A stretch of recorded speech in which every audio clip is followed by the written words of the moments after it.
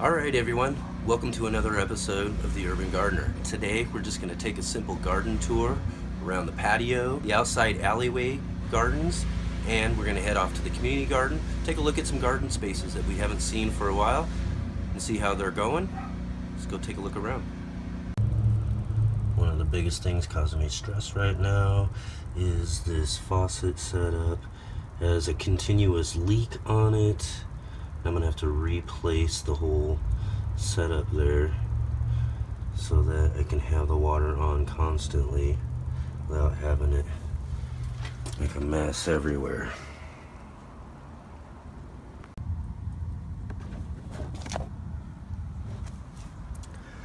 And as you can tell, I have got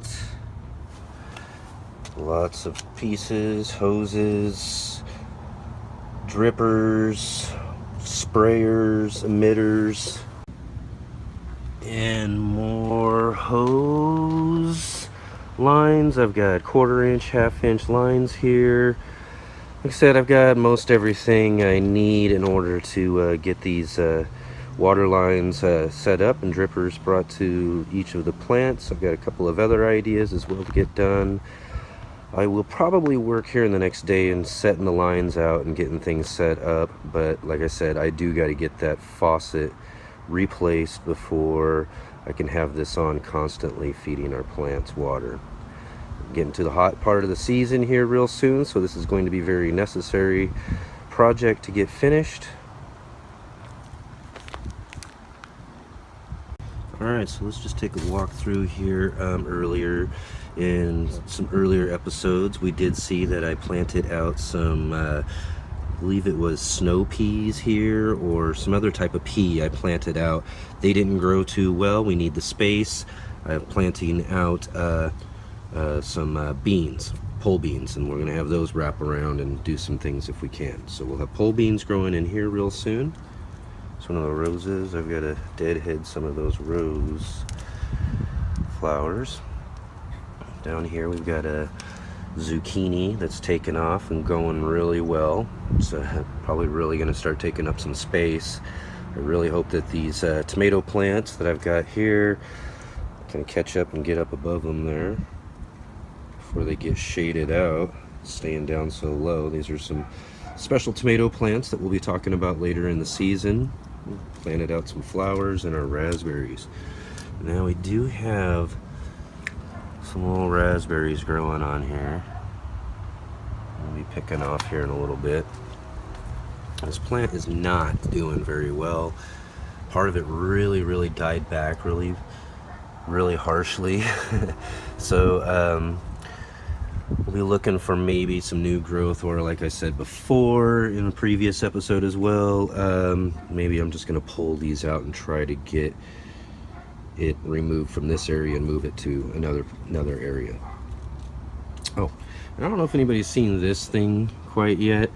I put this up here a couple of seasons ago. Saw this on a gardening site somewhere and thought, oh, that's a great idea, I'll do that.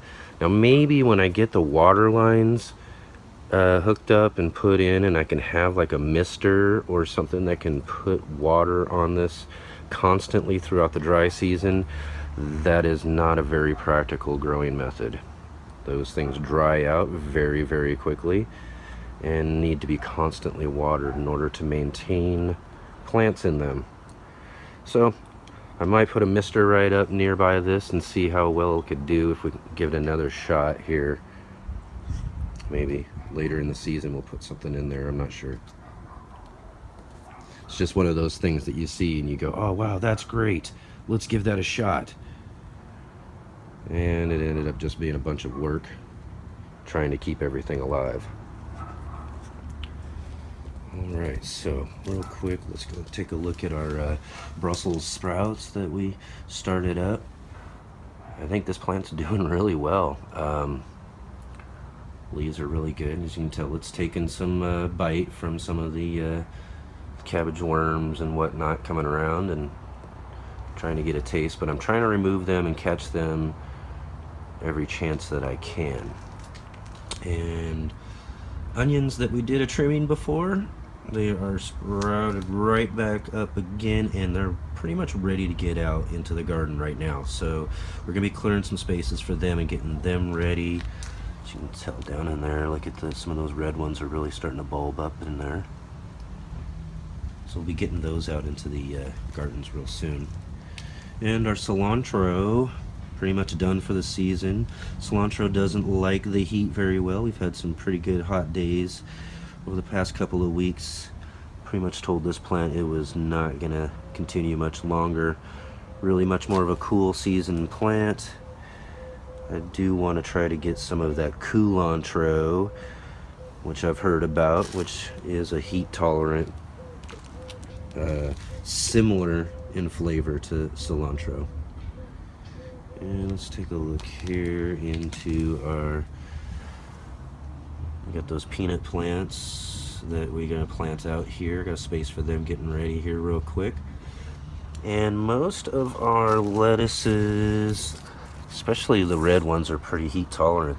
They're not doing too well, or not doing too bad, I should say.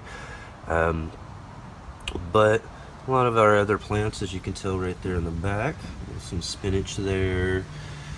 Got another lettuce there that's gone to seed. He said is with the warm weather, a lot of these cool weather plants are not very heat tolerant and will bolt right up to seed. So I see this a lot. A lot of people ask this question a lot, you know, is this edible? Well, I suppose it's edible, but it's not going to taste very well once that stalk starts to shoot up. It starts to harden up, and at that point in time the flavor really gets bitter in a lot of greens that go to seed like this. Okay, and right next to it we got some broccoli. And his head looks really nice. I'm going to be harvesting this one here. I'm probably having that this evening with a lot of these other greens that I'll be cutting up. We did cut some here recently. Taken some of them off already and harvested those. I did want to show you that what'll end up happening is you got where the crown is really nice together, pretty firm, tight. It'll start to spread apart. And at that point in time, this is when you'll want to get it. If not, these flowers are going to start to open up, and at that point in time, your broccoli isn't going to taste very well either. Alright, we got one of our Italian orange pepper plants right here. They're taken to the buckets pretty well, so you're looking for some real growth here coming up real soon from these pepper plants. Look at the other side here, this one here. Got lots of little greens in there we'll be harvesting. Above ground raised bed garden. If you remember back in the previous episode when we planted all of these different greens and plants out. Still a few radishes and whatnot in there that I'll be harvesting and getting out of here. We'll be clearing this mostly out. I'm looking to find and plant some other things. So a lot of our red lettuces are really doing well. Some good stuff back here too that we'll be harvesting up over the next couple of days. Spinach. Take a look at this. Look at that. Still getting completely ravaged by the slugs and the pincher bugs. A massive pincher bug problem. Although I did see a nice jumping spider rolling around in there, so hopefully he's taking care of some of these critters, trying to get these things. Got some nice bok choy. Here, let's see if I can get in there and take a look at that bok choy. Yeah, that's looking really nice. Doing really well. Hasn't went to seed yet at all, so we're looking really nice on that one. As well with a couple of the other bok choys we've got in here too. And as you can tell, We got this pepper plant trying to make his way up through here, and this poor guy down here as well. We need to start climbing up, but most of this stuff will be getting harvested over the next couple of days, and most of it will be cleared out. So we'll see that squash and a lot of these other things will have more room to be able to kind of get out and do what they're going to do. So we'll give you an update on that as we harvest those too. Take a look here. We got some cucumbers ready to start getting going. Starting to put out some little small fruits there. So yeah, that's really nice. Should be climbing up out of that bed soon. And here's some of our pickling cucumbers that we put in our buckets next to that. Those are doing really well. I think I have another spot. I'm going to put these in the garden somewhere. We'll have them climb around somewhere else there. So, let's see if we got any fruits or anything starting to form up underneath of there, definitely. Alright. And then next to that, we put in some Swiss chards in one of these buckets. Love Swiss chard. The colors in your garden are just amazing. And not only that, the greens themselves are truly amazing too. And these are looking really nice. I'll be harvesting some of these greens up to put in some of my salads as well.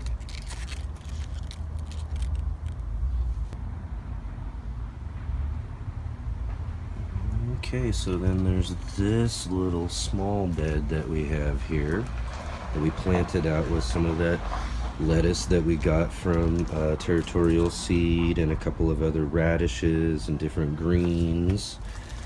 I have harvested it up and eaten a lot of the lettuce and greens so far, and I think the weather and things are just pretty much taking the rest of it out, and some of those radishes, as you can tell, and the greens are gone to seed. And a couple more of our pepper plants. Throw in there.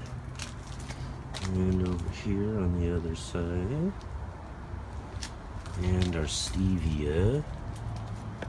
One of the stevia plants that we got growing here in the gardens.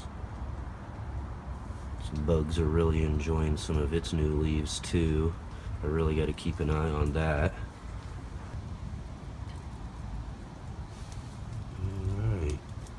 This container here, I got a squash starting to take off,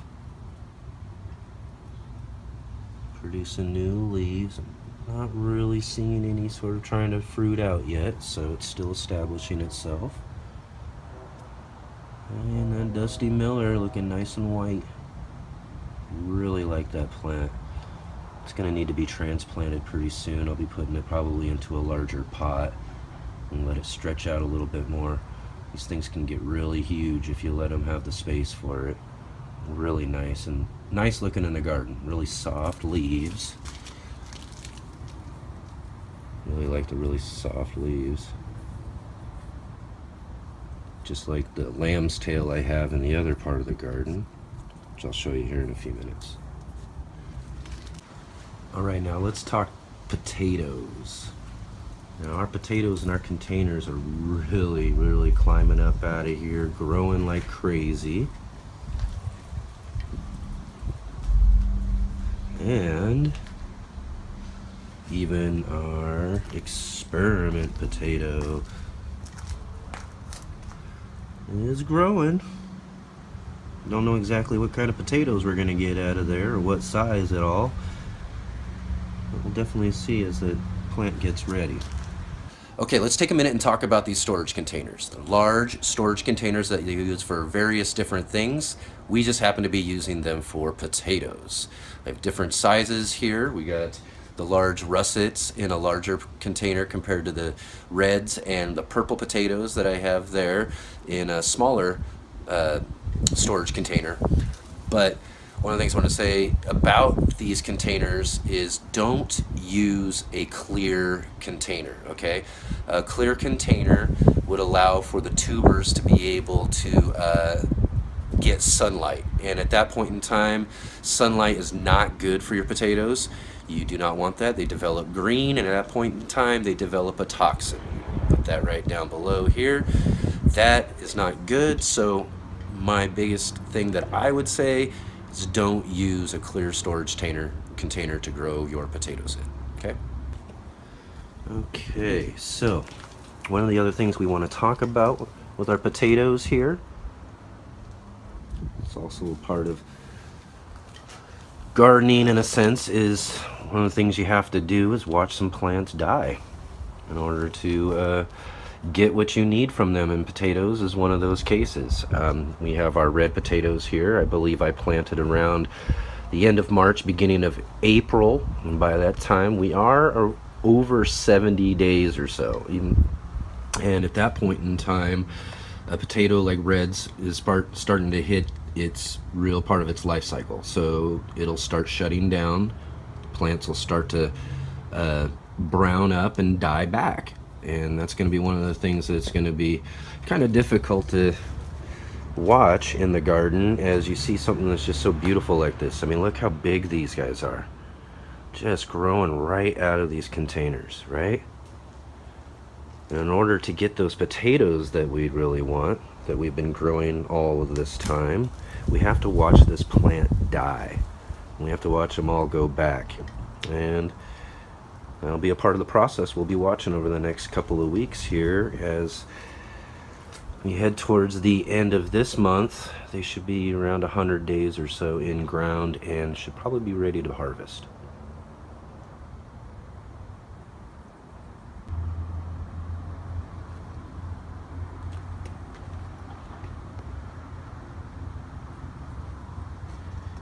Alright. More seeding cilantro from one of my cilantro plants that volunteered out of this container this year. We'll pull it out, give the root space and room down there to these kales, see how they get going. And I've got this guy in my garden, and I found, I don't know, a piece or something of this plant, I don't know, a couple years ago. I thought, oh, I'll put it in this space here and let it grow there. Did not realize that what it would do is try to take up as much of all that space as it can. Grows right from the center in there. So take a look down in here. And just spreads and grows and just falls over and really kind of gets on top of everything else. As you can tell, we got some oregano here that's trying to get out from underneath of this plant. So I don't know if any of you out there watching this channel right now can give me an idea, tell me what this plant is. I'd appreciate it. All right, and just right next to it, we've got our elephant garlic, which is looking like it's starting to want to brown up there. Some of the bottom leaves are starting to die back. So I'm not too sure how much longer I should keep growing this before I harvest the garlics. I did cut off the scapes though, just the other day. So we'll be looking to get those out of the ground here pretty soon. And real quick over there too. And this is coming up in the next episode. We're going to be pulling those ones out and doing our first garlic harvest of the season. And you can see right here, all of our corn we planted out the other day is coming up really, really well. There's a couple little scragglers down in there. I'm letting them kind of catch up a little bit there. And when they do, we will move this leaf mulch right up around the plants. We will open up that space right here up front for those onion starts that we saw a little bit earlier there. And let's kind of go around the garlic here. I want to show you. Here's that lamb's tail that I was telling you about. It's really soft. I mean, these are really velvety soft. Really nice leaf plant, but it is a very invasive plant too. It's the one you have to keep cutting back and keep chopping back. It will grow and take over everything. You can literally walk on this plant and it will continue to grow. Here's a flower actually right there.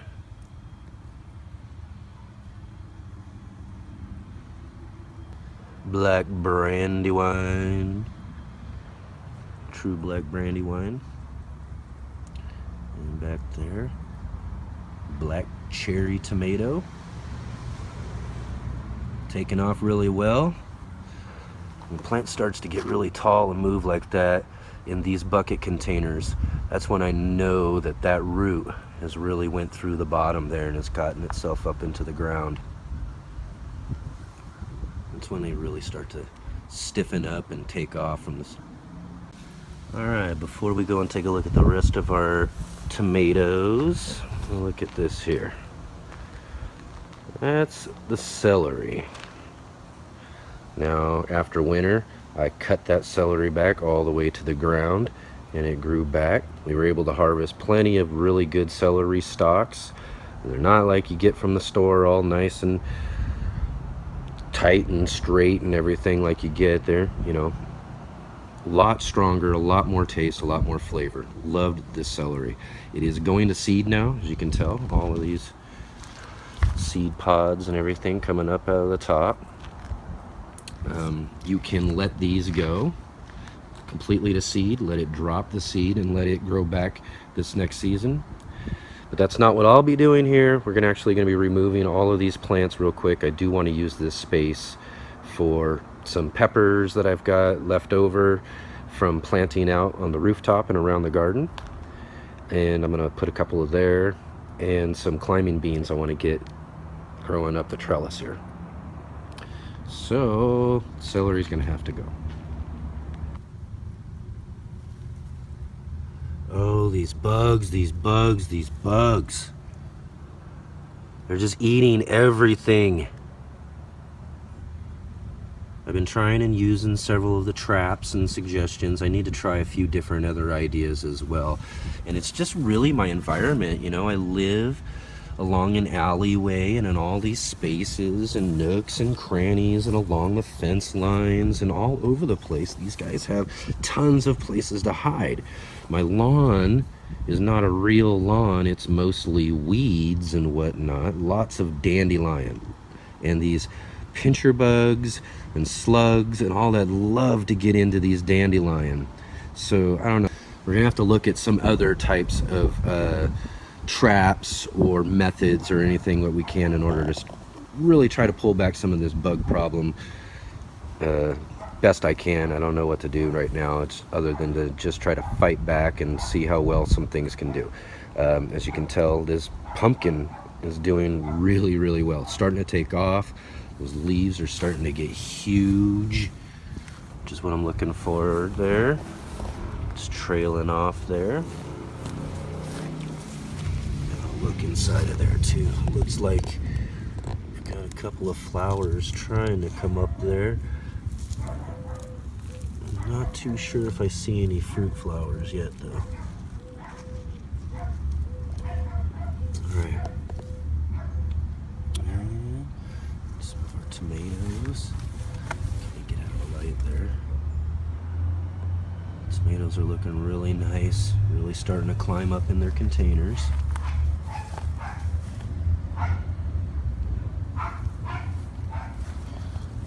Some bug issues and whatnot as well. But like I said, we're just really going to be relying a lot on these plants and the resiliency to these bugs. Hoping that their growth can outpace the appetite of some of these pests.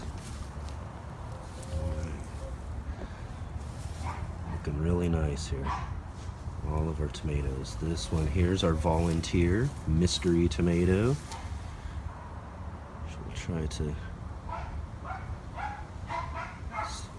Alright, starting to put off some flowers. So we should be having tomatoes any time now.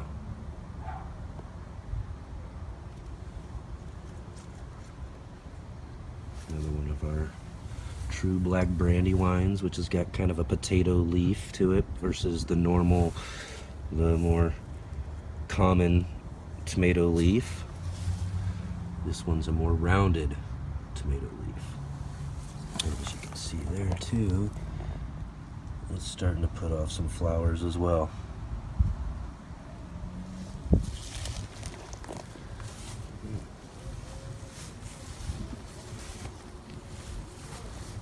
Still getting some sun over here.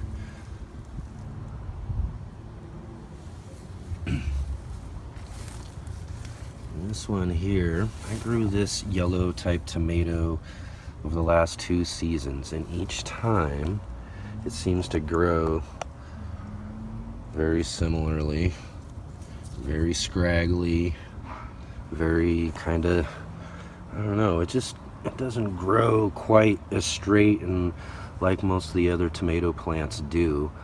But each of the last 2 years I got amazing tomatoes off of them. So I'm hoping and expecting the same thing this year. Let's take a look at a real failure here. I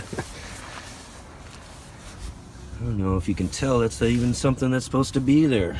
I got a lot of weeds around here too. I got some foxtails and whatnot in the way there, but look at that. That's a pumpkin plant as well. It's been basically just eaten to shreds. Pretty much done. So I'm gonna look for another plant and probably replace this one here. Same with, I had put in a watermelon here as well that did not do very well, so we'll be replacing that and putting in a new plant here really quickly.